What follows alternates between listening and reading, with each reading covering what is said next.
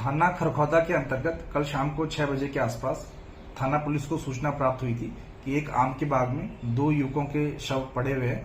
और पुलिस के द्वारा जब मौके का निरीक्षण किया गया तो प्रथम दृष्टया ये पाया गया कि दोनों ही युवकों की गला दबाकर हत्या प्रतीत हो रहा था।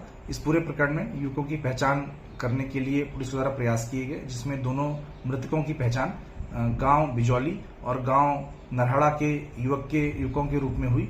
पुलिस के द्वारा संबंधित परिजनों को सूचित किया गया। परिजनों के द्वारा इसमें 2 युवकों के नामजद शक के आधार पर तहरीर प्राप्त कर इसमें धारा 302 आईपीसी के अंतर्गत मुकदमा पंजीकृत कराया गया। पोस्टमार्टम में मृत्यु का जो कारण है वो गला दबाकर दम घुटने से आया। इस पूरे प्रकरण में पुलिस के द्वारा जो प्रारंभिक छानबीन की गई, जिसमें कि साक्ष्य एकत्रित किए गए और दोनों ही जो शक के आधार पर नामजद अभियुक्त थे उनको पुलिस के द्वारा हिरासत में लिया गया, पूछताछ की गई। इस पूछताछ में सामने आया है कि दोनों ही मृतक विभिन्न कार्यक्रमों में अपना वेश परिवर्तित कर लड़की का वेश धारण कर नृत्य आदि करते थे। और एक ऐसे ही कार्यक्रम में दोनों जो मृतक थे और जो दोनों प्रतिवादी हैं, इनकी एक दूसरे से जान पहचान हुई। एक दूसरे से इन्होंने फोन नंबर एक्सचेंज किए और एक दूसरे से बातें इनकी शुरू हो गई।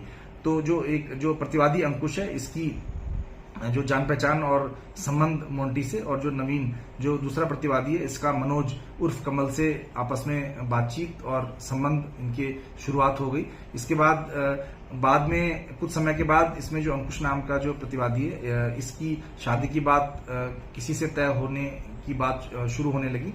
तो इसमें जो उसके समकक्ष जो मोंटी है, उसके द्वारा इस बात पर आपत्ति की जाने लगी और वह इस बात को सार्वजनिक, अपने सभी संबंध है उनको सार्वजनिक करने की उससे बात कहने लगा और उससे कहा कि उसके मोबाइल फोन में कुछ उनके वीडियोज हैं जिसको कि वह सार्वजनिक कर देगा और यदि उसे शादी करनी है तो वह उससे ही शादी करे। इस पूरे घटनाक्रम में दोनों ही जो प्रतिवादी और वादी मृतक हैं, इनके बीच में आपस में कई बार इनके बीच में बहस भी हुई और आपस में इनके द्वारा एक दूसरे को धमकी देने की बात भी उसमें शुरुआत में आने लगी।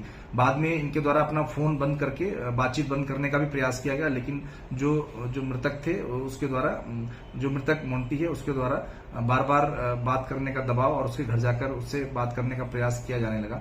इस बात से परेशान होकर जो अंकुश है और नवीन है, इनके द्वारा एक प्लान बनाया गया, जिसके तहत इनके द्वारा घटनास्थल के पास मोंटी को और मनोज को वहां बुलाया गया। वहां इनके द्वारा शुरुआत में बातचीत का प्रयास किया गया और जब बातचीत नहीं बनी तो उसके बाद इन दोनों ही के द्वारा गला दबाकर दोनों मोंटी और मनोज की वहां पर हत्या कर दी गई। इस पूरे प्रकरण में जो मोंटी है, उसका जो फोन था वो मौके से बरामद नहीं हो पाया था। बाद में दोनों ही अभियुक्तों की शिनाख्त, ये निशानदेही पर शिनाख्त के आधार पर मोबाइल फोन भी बरामद कर लिया गया। उसको साक्ष्य के रूप में संरक्षित किया गया। उसमें कुछ वीडियोज इन दोनों ही अंकुश और नवीन और मोंटी और मनोज की आपस के मिले हैं, जिसके आधार पर संभवतः ये इस तरह की उनको दबाव बनाने का प्रयास करते होंगे। इस पूरे प्रकरण में दोनों ही अभियुक्तों को और अधिक गहराई से पूछताछ कर अन्य साक्ष्य एकत्रित किए जा रहे हैं, जिसके आधार पर विवेचना को अंतिम रूप इसमें दिया जाएगा और उसके आधार पर अग्रिम कार्रवाई की जाएगी।